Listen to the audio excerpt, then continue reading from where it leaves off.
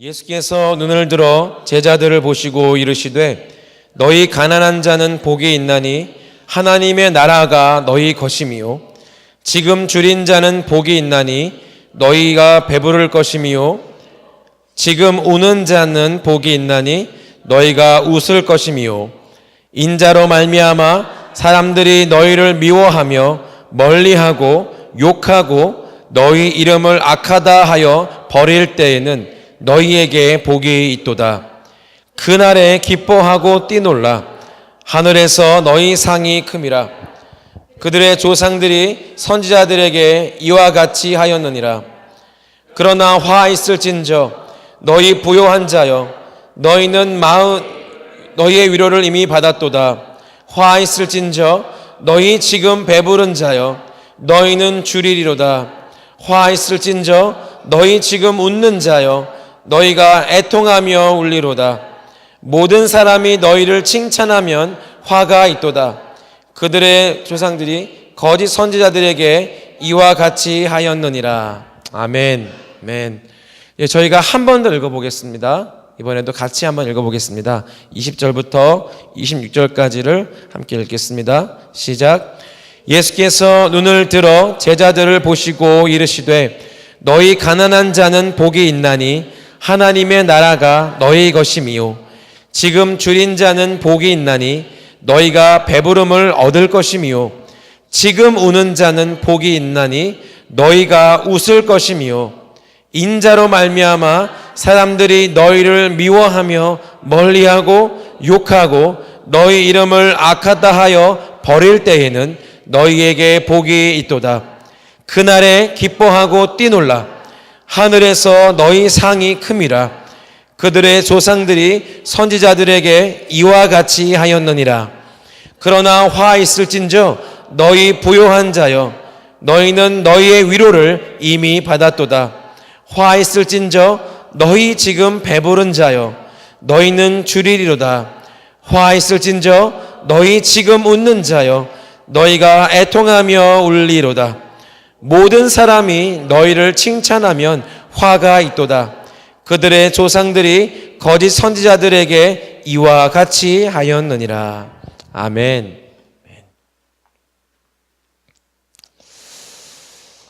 20절로 26절 우리 함께 읽었습니다. 표제어를 보시면 복과 화를 선포하시다라고 되어 있습니다. 그래서 복이 있는 사람과 그리고 화를 당할 자에 대해서 대립하여서 말씀을 하고 있습니다.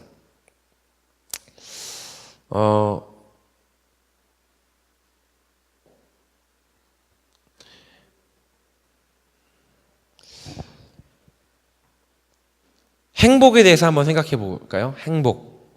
행복이 무엇입니까? 행복하다. 수연아, 행복한 게 뭐지?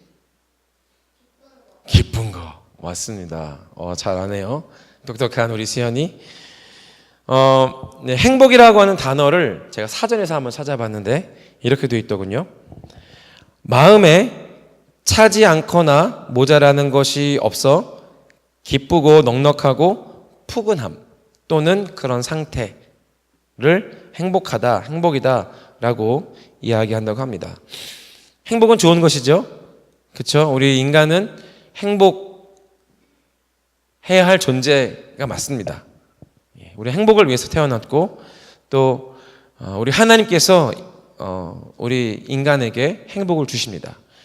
그리고 목사님의 설교를 통해서 우리가 배웠던 것처럼 해피갓, 행복하신 하나님께서는 행복하신 분이시다라고 하는 것을 우리가 설교 말씀을 통해서도 들어본 적이 있습니다. 그리고 우리 현재의 삶도 행복하기 위해서, 행복을 추구하기 위해서 또 살아가고 있죠. 그리고 법적으로도 행복 추구권이라고 하는 것을 보장해주고 있습니다. 오늘 우리가 읽었던 이 말씀은 궁극적으로는 행복에 관한 것입니다. 행복함.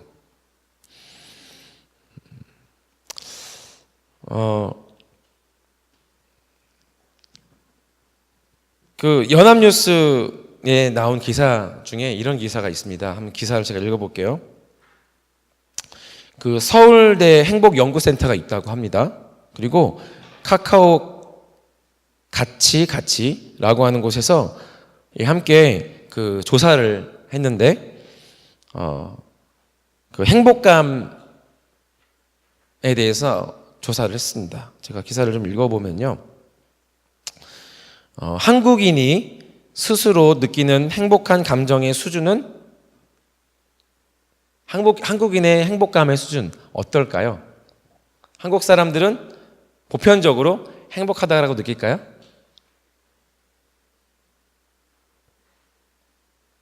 아니에요? 모르겠어요? 조사한 바에 의하면 한국인이 스스로 느끼는 행복한 감정의 수준은 보통이라고 합니다. 하지만 평소에 상당한 수준의 스트레스를 겪고 있다라고 조사 결과 나타났다고 합니다. 그 연령대와 성별로 이제 조사한 게 또 있는데, 20대, 30대 여성이 주관적으로 느끼는 행복감이 가장 낮다라고 나타났다라고 합니다.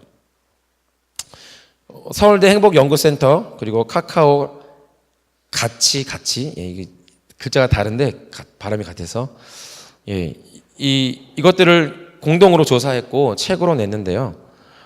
거기에 보면 방금 말씀드린 것처럼 한국인의 행복감은 보통이고 20, 30대 여성들은 주관적으로 느끼기에 행복하지 않다라고 느끼는 분들이 많다고 합니다. 네. 그렇죠. 간단하게 이렇게 요약할 수 있습니다. 어쨌든 행복감에 대해서 우리가 느끼는 보편적인 것이 있죠. 그리스도인의 행복은 어떨까요? 그냥 보편적인 인간으로서의 행복감 말고요. 우리 그리스도인으로서의 행복, 그리스도인이 느껴야 되는 행복은 무엇이 있을까요? 어떠해야 될까요? 그 행복은 무엇일까요?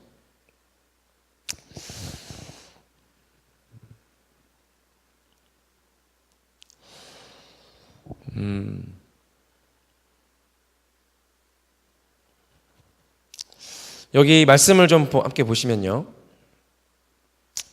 20절에 이렇게 되어 있습니다. 예수께서 눈을 들어 제자들을 보시고 이르시되 라고 시작하고 있습니다. 우리가 방금 읽은 이 누가복음 6장에 있는 이 말씀과 비슷하고 또 동일한 말씀이 마태복음에 있죠. 우리가 알고 있는 산상수훈 말씀 가운데 있습니다. 팔복의 말씀을 보시면 여기에 있는 말씀이 그대로 팔복에 그대로 명시가 되어 있습니다.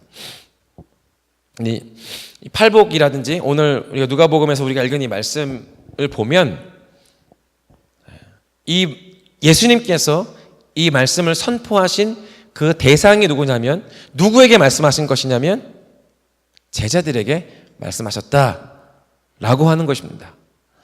예수님을 따르는 많은 무리가 있었고 예수님의 말씀을 듣기 위해서 많은 사람들이 예수님 주변에 예수님께서 사역하는 그 사역 현장에 있었지만 그 가운데서도 제자들, 예수님을 따르고자 한 사람들, 자신의 모든 것을 다 버리고 예수님과 동행하면서 예수님에게 배우고 예수님의 길을 가려고 하는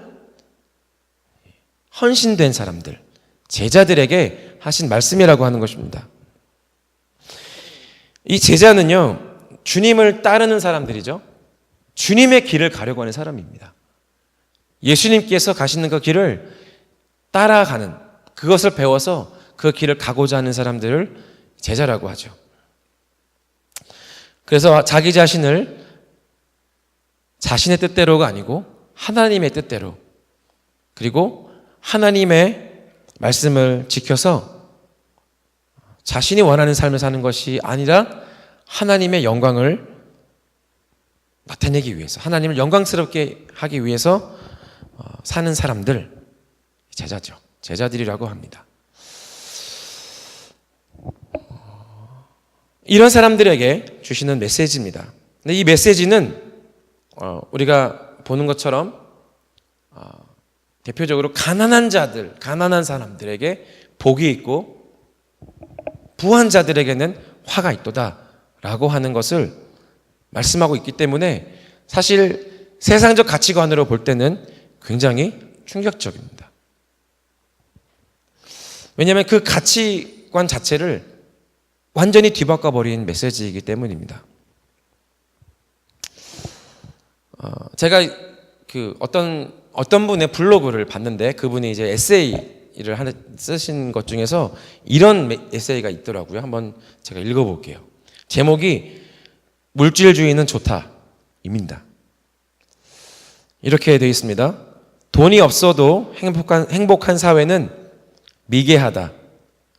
역사는 전 근대와 근대의 두 시대로 나눈다. 그 기준 중에 하나는 물질주의이다.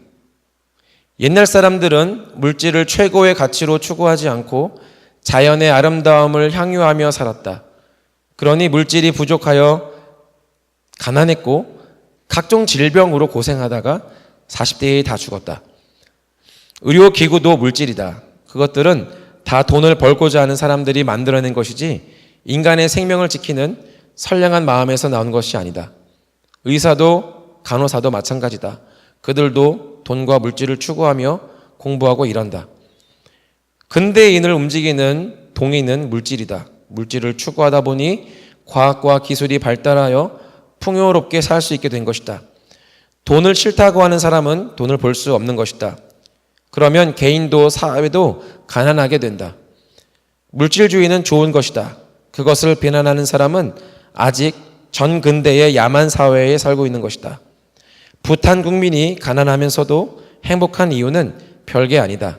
부탄은 아직 전근대 사회이기 때문이다. 라고 쓰셨습니다.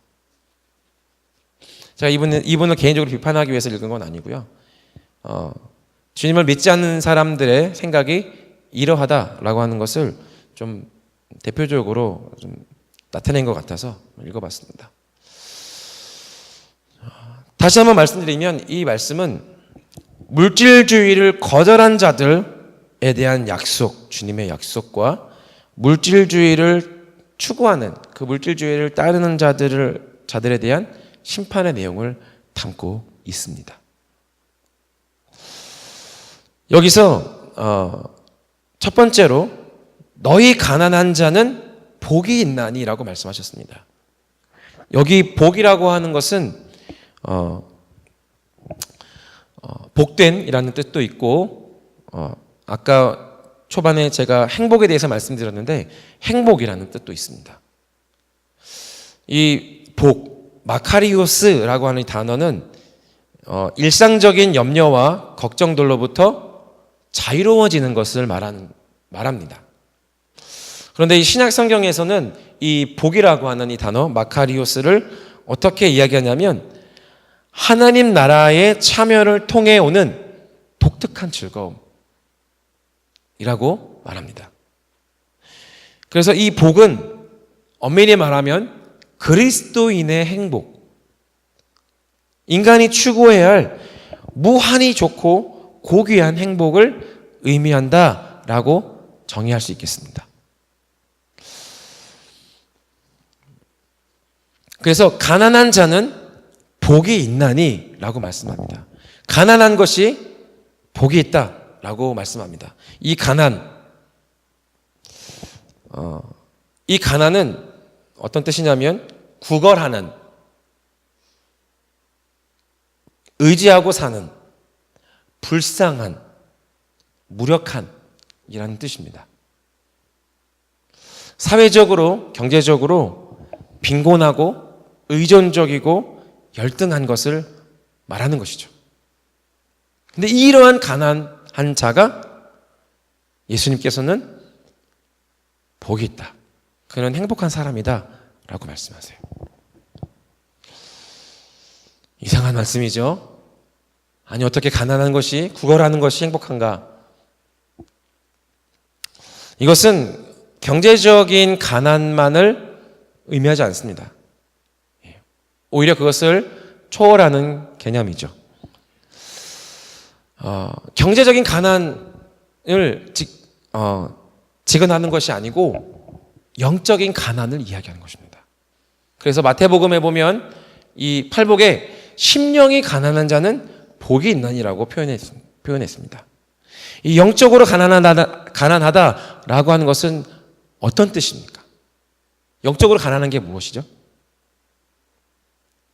이것은 하나님 앞에서 자신이 완전히 무능하다라는 것을 인정하는 것입니다. 자신의 영적인 가난함, 영적인 필요들을 알기 때문에 다른 것이 아니라 오직 하나님만 의지하는 것. 이것이 영적인 가난, 여기서 말하는 가난한 자라고 하는 것입니다. 또 한 가지는요, 하나님으로부터 떨어진 삶. 그것은 완전한 부족입니다. 결핍입니다.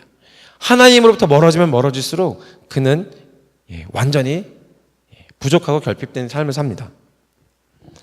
왜냐하면 참된 삶의 복은, 그리고 영원한 복은 오직 하나님께로부터, 그리고 하나님과의 참된 관계를 통해서 온다라고 하는 것을 알기 때문이죠.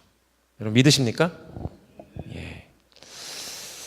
그래서 이 영적인 가난한 자는 복이 있나니 라고 하는 그 가난한 자의 삶이 되기 위해서는요, 우선적으로 우리의 관심을 세상적인 것으로부터 돌아서야 합니다. 왜냐하면 이 세상의 것들은 결코 영적으로 부요함을 줄 수가 없기 때문입니다. 우리가 하나님의 은혜를 받으려면 영적으로 가난함을 느껴야 합니다. 맞죠? 우리가 하나님의 은혜를 얻기 위해서는 하나님께 구해야 됩니다. 왜냐하면 우리가 그것에 대한 부족을 느끼기 때문에. 그래서 그것을 갈망하는 상태가 돼야 합니다. 이러한 자는 하나님께서, 예수님께서 선언하시기를 행복하다, 복이 있다 라고 말씀합니다. 그 보상이 어마어마하기 때문입니다. 단순히 가난한 것 자체가 행복이 아니고 그 가난함으로 말미암아, 영적인 가난으로 말미암아 그는 하나님께 나아가고 하나님을 의존할 것이고, 그것으로 말미암아 그는 하나님의 나라가 그에게 보장되었기 때문입니다. 여기 보시면요, 너희 가난한 자는 복이 있나니 하나님의 나라가 너희 것이 될 것이다 라고 말씀하지 않으셨어요. 너희 가난한 자는 복이 있나니 하나님의 나라가 너희 것이다 라고 말씀합니다. 하나님의 나라는요, 지금 받는 것입니다. 영적으로 가난하고 결핍하여서 하나님만을 온전히 구하는 그 사람에게 주님께서 주시는 보상은 바로 그 즉시로 하나님의 나라가 그에게 임하는 것입니다. 할렐루야. 그래서 그 영적인 갈급함, 가난함을 가지고 있는 자가 복이 있다라고 말씀하시는 것이죠. 그 다음 말씀 보시면 지금 줄인 자는 복이 있나니, 이 줄인 자는 배고픈 것을 의미합니다. 무언가를 탐욕스럽게 바란다. 배고프기 때문에. 이것은 역시 마찬가지로 영적으로 굶주린 자를 얘기하죠. 의에 굶주린 자, 의를 갈망하는 영을 가진 자를 말합니다. 의롭게 된다라고 하는 것은 사실 인간의 힘으로는 절대로 할 수 없습니다. 성경은 그렇게 말씀하지 않습니다. 사람이 자신의 힘으로 의롭게 된다라고 하는 것은 성경이 말씀하는 바가 아닙니다. 사람은 결코 의롭게 될 수 없습니다. 자기의 의로서 하나님께 받아들여질 수가 없습니다. 성경에서 나오는 욥 아시죠? 당대의 의인, 그보다 의로운 사람이 없었습니다. 그러나 그가 고난을 당하고 모든 것을 잃어버리고 자신의 목숨 하나, 꺼져가는 촛불과 같은 목숨을 부지하고 있을 때 그는 하나님 앞에 자신이 완전히 의롭다라고 하는 것을 증명할 수 없었습니다. 그리스도 안에서만이 온전히 의롭게 될 수 있습니다. 오직 그리스도 안에 있을 때에만 우리가 하나님께 의롭다 하심을 받고 받아들여질 수 있는 것이죠. 여기 의롭다 하는 것은 의로움을 의롭게 되는 것 자체만 이야기하는 것이 아니고 거기에다가 의롭게 행하는 것, 이것이 같이 함께 포함되어 있는 말입니다. 우리 로마서 5장의 말씀 함께 보실까요? 로마서 5장 1절부터 11절의 말씀을 함께 읽어보겠습니다. 성경이 있는 분들은 찾아주시기 바랍니다.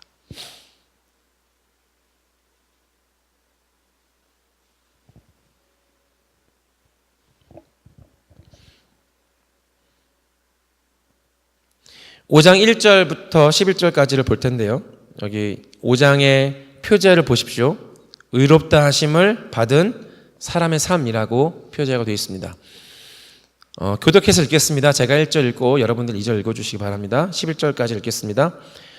그러므로 우리가 믿음으로 의롭다 하심을 받았으니 우리 주 예수 그리스도로 말미암아 하나님과 화평을 누리자.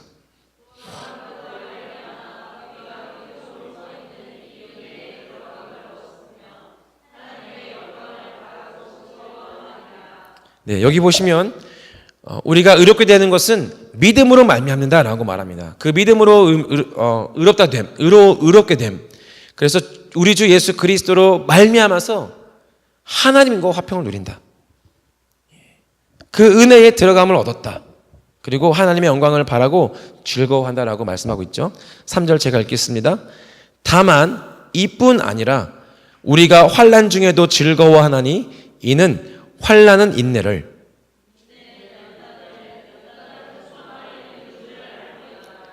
소망이 우리를 부끄럽게 하지 아니함은 우리에게 주신 성령으로 말미암아 하나님의 사랑이 우리 마음에 부은바됨이니.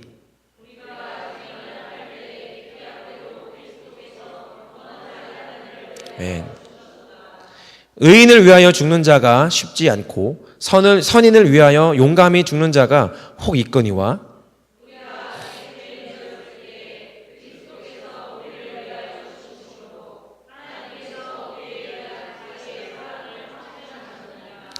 그러면 이제 우리가 그의 피로 말미암아 의롭다 하심을 받았으니 더욱 그로 말미암아 진노하심에서 구원을 받을 것이니.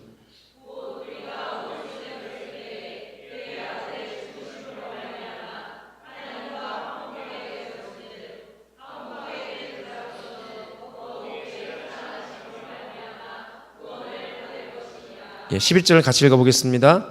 그뿐 아니라 이제 우리로 화목하게 하신 우리 주 예수 그리스도로 말미암아 하나님 안에서 또한 즐거워하느니라. 아멘. 아멘. 예, 우리 주님께서 우리가 아직 죄인 되었을 때, 우리가 원수가 되었을 때에 예수 그리스도의 죽으심으로 말미암아 우리가 의롭게 되었다. 그 죽으심은 하나님의 사랑을 확증하는 것이고 또 하나님과 화목하게 되는 그러한 구원이었다라고 로마서 말씀하고 있습니다. 이 의를 향해서 배고프고 줄인 자, 갈망하는 자는 그 보상이 무엇이냐면 배부를 것이다 라고 말씀합니다. 이것은 참된 만족을 의미합니다.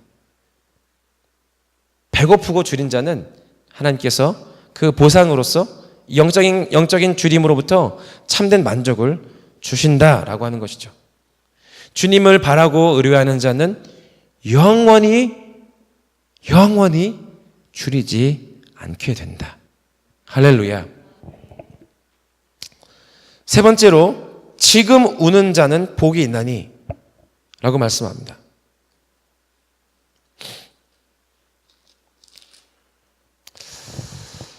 지금 우는 자는 복이 있나니 너희가 웃을 것이며. 이게 지금 우는 자는 클라이온테스라고 하는 단어를 쓰는데 이것은 우는 것입니다. 슬퍼하는 것. 이것은 마음이 깨어져서 절망적으로 우는 것을 이야기합니다. 왜요?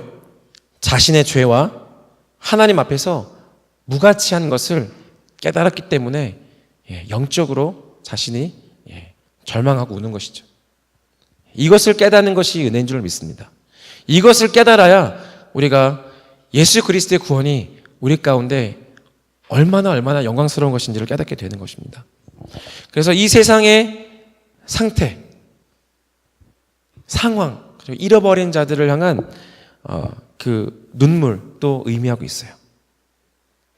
자신의 죄로 인해서 자신의 무가치함 때문에 우는 자, 그리고 그 하나님의 눈으로 이 땅의 상황과 상태와 그리고 잃어버린 자들을 향한 그 절망스러운 마음으로 우는 자는 복이 있다. 그는 행복한 자다라고 주님께서 말씀하십니다. 그 보상은 웃을 것이며 라고 말씀합니다. 이 웃을 것이다 라고 하는 단어는요, 마음속 깊이 자리 잡은 기쁨과 위로에서 나오는 큰 웃음이라고 말합니다. 마음속 깊이 자리 잡은 기쁨과 위로에서 나오는 큰 웃음. 이것이 여기서 보상해 주시는 너희가 웃을 것이며 라고 하는 말씀이죠. 죄와 수치감, 슬픔과 고통, 비극과 상처, 이 모든 것들이 해결되고 해소되고 그 끝이 있다라고 하는 것을 보게 되는 즐거움입니다. 현재 위로와 영원한 위로가 있는데, 첫 번째 현재 위로는 마음의 평강, 위안, 그리고 용서받았다, 내가 하나님께 받아들여졌다라고 하는 그 기쁨입니다. 여러분, 그 기쁨을 경험해 보셨죠? 우리가 구원받았을 때 우리가 느꼈던 그 즐거운 말입니다. 또 하나님께서 우리 가운데 임재하실 때, 우리를 돌보시고 우리를 인도해 가신다라고 하는 것을 경험하게 될 때 오는 그러한 참 위로를 이야기합니다. 또한 우리가 영원한 멸망에서 영원한 생명으로 옮겨졌다라고 하는 그 영원한 위로가 우리 가운데 있죠. 그리고 요한계시록에서 말씀하신 것처럼 이제는 모든 눈물이 사라질 것이다 라고 하는 그 소망, 그 영원을 향한 소망이 있기 때문에 우리가 이 지금 우는 자는 복이 있나니 그들이 웃을 것이며 라고 하는 선언을 하시는 것입니다. 또 박해받는 자가 있습니다. 여기 22절에 보면 인자로 말미암아 사람들이 너희를 미워하며 멀리하고 욕하고 너희 이름을 악하다 하여 버릴 때에는 너희에게 복이 있도다. 박해받는 자, 바로 예수 그리스도로 말미암아서 고통을 참는 자에게는 복이 있다라고 말씀합니다. 왜냐하면 박해받는 자의 받을 상급이 어마어마하기 때문입니다. 23절에 보시면 그날에 기뻐하고 뛰놀라. 할렐루야. 박해받는 박해받는 자는 기뻐하고 뛰놀라라고 명령하고 계십니다. 왜냐하면 그것이 하늘에서 너희 상이 큼이라 라고 약속하시기 때문입니다. 여러분, 그리스도인은 무엇을 소망하면서 사는 자들입니까? 사도 바울이 말씀하는 것처럼 영원한 상을 바라는 자들이 우리 그리스도인들입니다. 우리가 많이 들어서 알고 있는 것처럼 그리스도인은 그 출발이 예수 그리스도의 구원부터 시작합니다. 우리의 구원이 마지막 단계에 우리가 받을 것이 아니고 모든 그리스도인은 구원으로부터 시작해서 그리고 그 경주를 다 마친 후에는 하나님 앞에서 우리가 각자의 이 땅에서의 삶을 계수하신 주님께서 각자에게 상을 주신다. 영원한 상급이 있다. 그리고 그 상급을 바라는 삶, 그 상 얻기 위한 삶이 우리 그리스도인의 경주가 아니겠습니까? 여러분, 우리가 사는 삶의 소망은 영원한 구원일 뿐만 아니라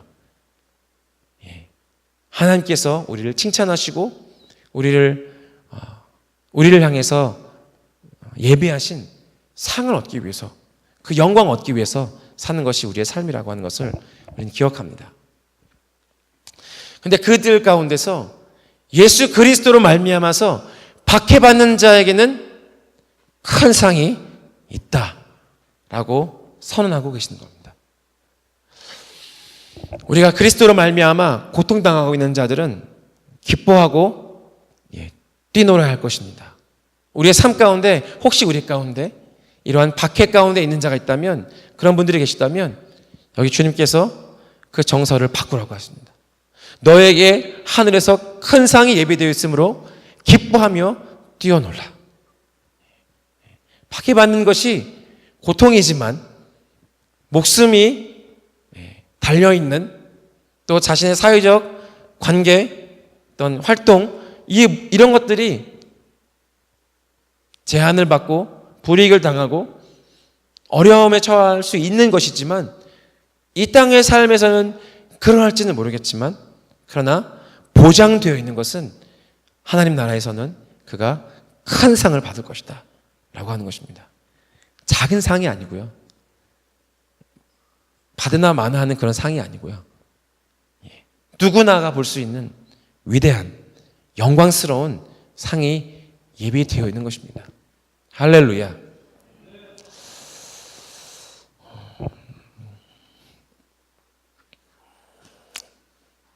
그리고 24절부터 26절을 보면 물질주의를 따르는 자들에 대한 심판이 기록되어 있습니다. 제가 한번 읽어보면요. 그러나 화 있을진저, 분위기가 바뀝니다. 그러나 화 있을진저 너희 부요한 자여, 너희는 너희의 위로를 이미 받았도다. 화 있을진저 너희 지금 배부른 자여, 너희는 주리리로다. 화 있을진저 너희 지금 웃는 자여, 너희가 애통하며 울리로다. 모든 사람이 너희를 칭찬하면 화가 있도다. 그들의 조상들이 거짓 선지자들에게 이와 같이 하였느니라. 주로 경고하고 있는 사람들이 누구입니까? 부요한 자들, 지금 부요한 자들을 이야기하고 있습니다. 부요한 자, 지금 배부른 자, 지금 웃는 자, 그리고 모든 사람이 칭찬하는 그 사람은 화가 있도다, 심판이 있도다 라고 경고하십니다. 여러분, 왜 이러한 사람들이 경고를 받게 됩니까? 이 사람들이 왜 경고를 받습니까? 물론 이 부요한 자도 역시나 단순히 부자를 다 싸잡아서 얘기하는 것이 아닙니다. 거룩한 부자가 있고 깨끗한 부자가 있습니다. 주님을 위해서 부요한 자가 있습니다. 그러한 자가 아니고요, 이 경고받는 자들은 부요함으로 말미암아서 하나님으로부터 멀어진 자들을 이야기합니다. 여러분, 이 풍부한 소유, 부가 하나님의 나라로부터 멀어지게 하는 경향이 있기 때문에 경고하시는 겁니다. 지금 이 시대 부자는 어떻습니까? 과거에도 그랬겠지만 부자는 선망의 대상 아니겠습니까? 지금 이 현 세대를 살고 있는 모든 이들은 부자에 대해서 선망합니다. 그 사람을 아무리 욕하고 도덕적이지 않고 윤리적이지 않다라고 해도, 그렇게 아무리 비난해도 그 마음에서는 그들도 역시 그와 같이 부요한 자가 되기 원합니다. 그래서 부는 항상 호평을 받습니다. 존경을 받습니다. 그 서점에 가보시면 부자가 되는 방법들, 부자들의 습관, 어떻게 부자가 되었는가, 어떻게 돈을 벌었는가에 대한 수많은 책들이 있습니다.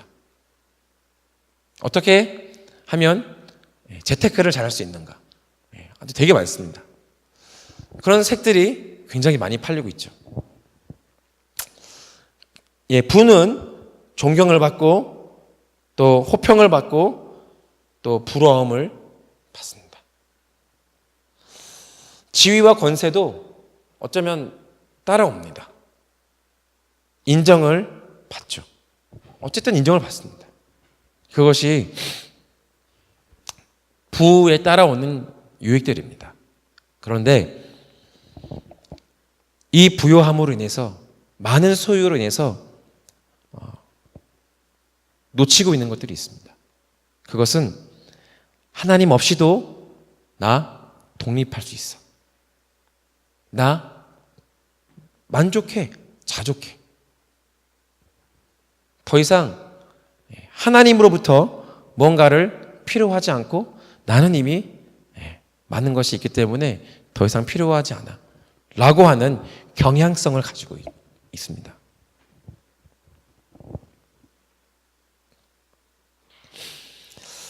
마태복음 19장을 보시면 여기에 재물이 많은 청년이 등장을 합니다. 제가 좀 읽어드릴게요. 찾지 않으셔도 됩니다. 어떤 사람이 주께 와서 이르되 선생님이여 내가 무슨 선한 일을 하여야 영생을 얻으리이까. 이 청년은 영생에 대해서 관심을 가지고 예수님께 나왔습니다. 예수께서 이르시되 어찌하여 선한 일을 내게 묻느냐. 선한 이는 오직 한 분이시니라.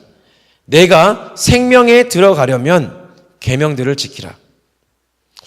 이르되 어느 계명이오니이까. 예수께서 이르시되 살인하지 말라, 간음하지 말라, 도둑질하지 말라, 거짓 증언하지 말라, 내 부모를 공경하라, 내 이웃을 내 자신과 같이 사랑하라 하신 것이니라.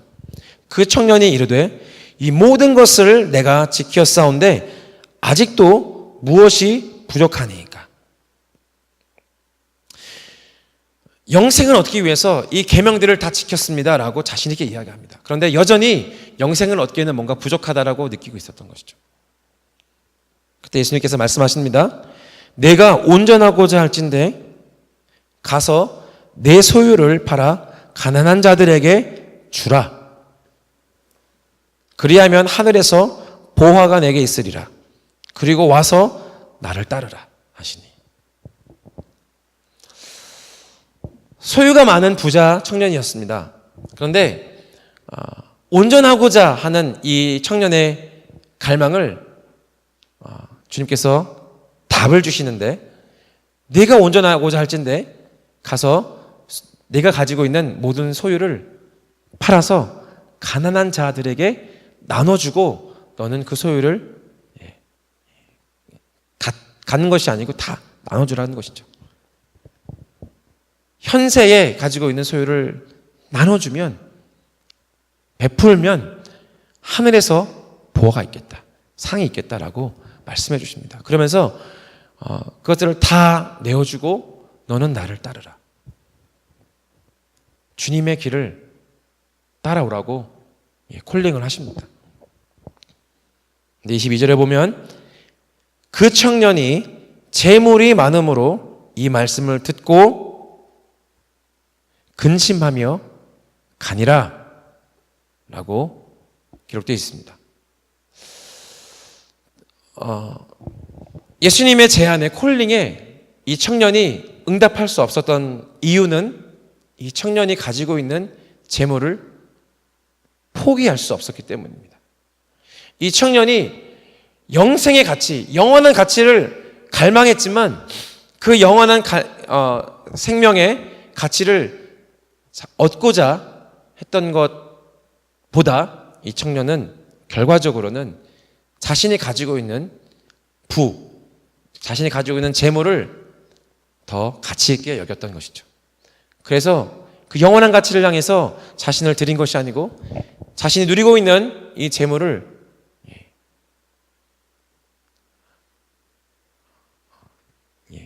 내어주지 못하고 그는 주님의 콜링을 거절할 수밖에 없었습니다.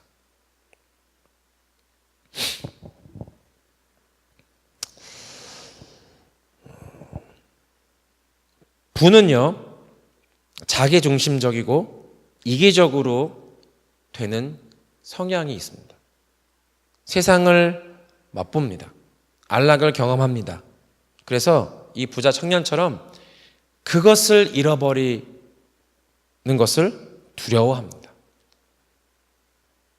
소유는 더 많은 소유를 불러오는 집착을 낳습니다. 자신의 육체적인 평안함, 어떤 그것으로부터 오는 정신적으로 뭔가를 추구하려고 하는 그러한 노력들, 또 돈이 많으면 자신의 그 입맛을 추구하죠. 쾌락을 추구합니다. 그 먹는 즐거움을 비롯한 육체적인 쾌락들을 추구합니다. 또 자기 경험을 확장하기 위해서 여러 가지를 또 시도하게 되죠. 그래서 자아 실현을 하려고 하지만 근본적으로 자아 실현을 왜곡하게 됩니다.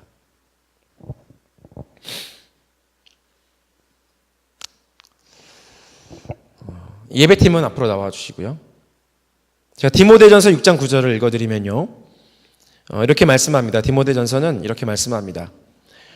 부하려 하는 자들은 시험과 올무와 여러 가지 어리석고 해로운 정욕에 떨어진다니 곧 사람으로 침륜과 멸망에 빠지게 하는 것이라.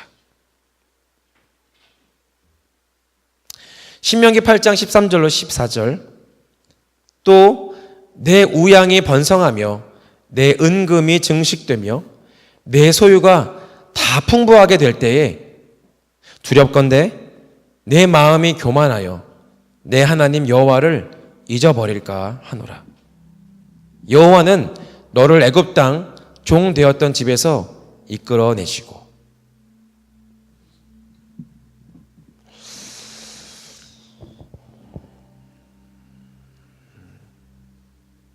부유한 것이 나쁜 것이 아닙니다.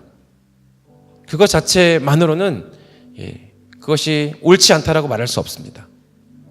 그러나 성경이 말하고 있는 것처럼 돈을 사랑하는 것이 모든 악의 뿌리가 되기 때문입니다. 문제는 이 부유함으로 말미암아서, 이 물질적인 풍부함으로 말미암아서 하나님으로부터 멀어지는, 하나님을 필요로 하지 않는 상태가 되기 때문입니다. 그러한 자는 하나님께서 복을 주실 수가 없어요. 우리가 은혜를 얻기 위해서는 우리가 은혜가 필요한 것을 느껴야 합니다. 목이 마른 사람만이 이 물을 찾는 것이죠. 먹을 것이 없어서 배가 곪은 사람만이 그 먹을 것을 찾아 헤매는 것입니다. 내가 영적으로 가난하고 줄인 자가 아니라면 우리가 하나님 앞에 영적인 것을 구할 수가 없습니다. 내가 이미 영적으로 풍부하고 나는 영적으로 많이 가지고 있다. 내가 영적으로 할 수 있는 게 많다. 그렇게 자기 자신을 교만하게 한다면, 물론 그러한 영적인 것들이 나타날 수 있지만, 그러나 그는 하나님 앞에서 벌을 받게 될 것입니다.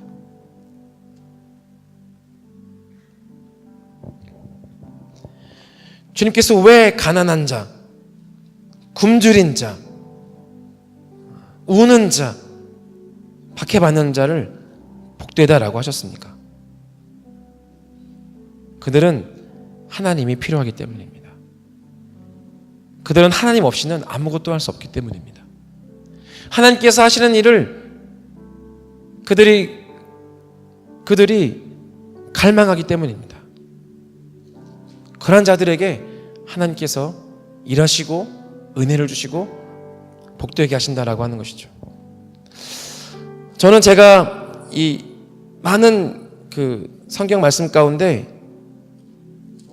참 감동이 되는 구절이 있습니다.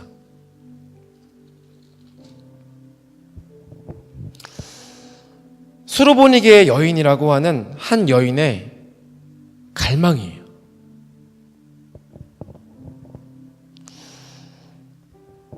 예수께서 일어나사 거기를 떠나 두로 지방으로 가서 한 집에 들어가 아무도 모르게 하시려 하나 숨길 수 없더라.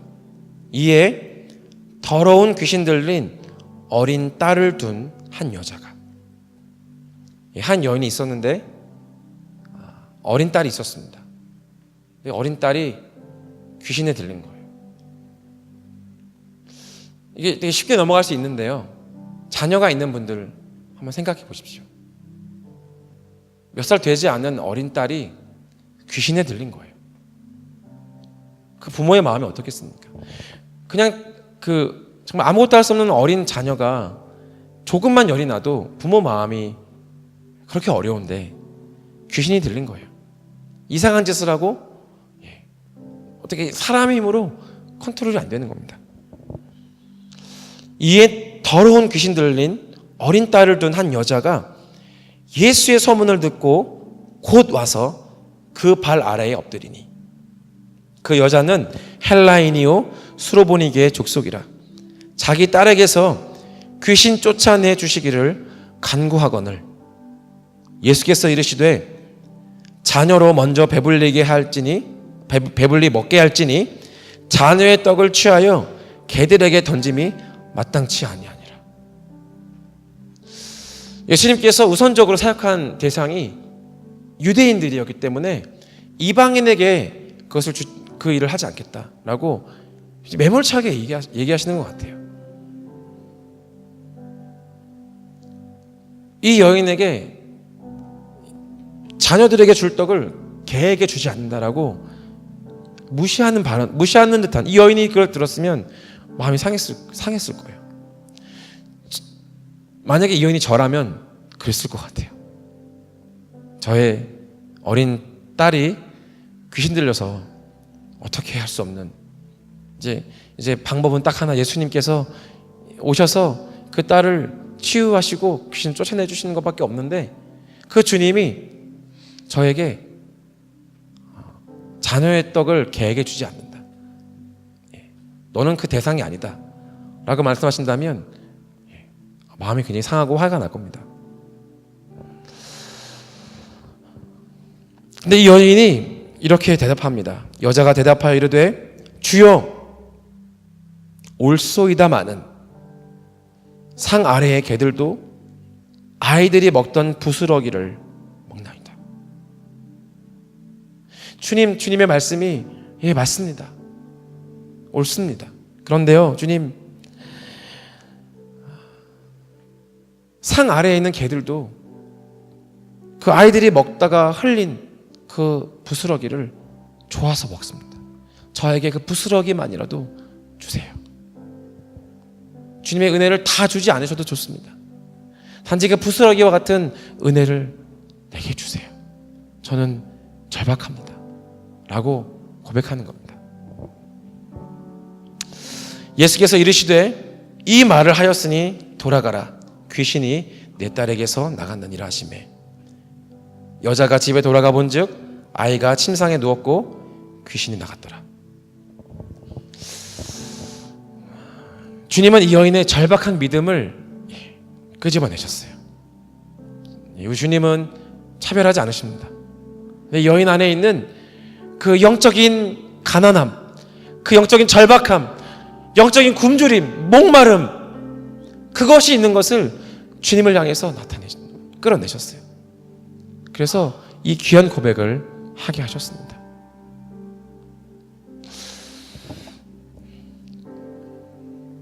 사랑하는 여러분, 우리는 줄인 자가 되어야 됩니다. 우리 영적인 상태가 어떠해야 하냐면, 우리는 가난한 자, 배고픈 자, 애통한 자, 우리가 고통받고 박해받을지라도 기뻐할 수 있는 자가 되어야 됩니다. 이것이 우리에게 필요합니다. 그래야만 이러한 절박한 영적인 갈망이 있어야만 우리가 하나님을 향해서 나아갈 수가 있고, 하나님의 은혜와 도움이 필요함을 우리가 하나님께 기도하며 울부짖으며 갈등하며 주님께 아뢰을 수 있는 것이죠. 주님은 그것을 원하십니다. 그런데 단순히 우리가 불쌍해지기를 원하시는 것이 아니고요, 주님은 그러한 믿음을 우리에게서 보기를 원하시는 거지. 그래야만 하나님께서 하나님의 영광을 그에게 나타내 주실 수 있는 통로가 됩니다.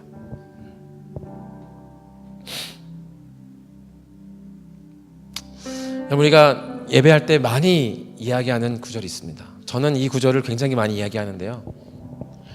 히브리서 4장의 16절에 그러므로 우리가 긍휼하심을 받고 때를 따라 돕는 은혜를 얻기 위하여 날마다 은혜의 보좌 앞으로 담대히 나아갈 것이니라. 저는 이 말씀을 사모합니다. 이 말씀 한번 묵상해 보십시오. 이 말씀은 얼마나 귀한 말씀입니까? 때를 따라서 돕는 은혜가 예비되어 있다라고 하는 것이에요. 우리에게 여러 상황들을 만나잖아요. 이럴 때가 있고 저럴 때가 있고 여러 상황을 만납니다. 그런데 하나님의 은혜의 보좌에 나가면 그때마다 우리에게 주시는 은혜가 있다라고 하는 것이에요. 가난한 마음으로 굶주린 심령으로 애통하며 주님 앞에 나아가면 주님께서 그때에 맞는 가장 온전한 하나님의 은혜를 우리에게 주신다라고 하는 약속이 있는 것입니다.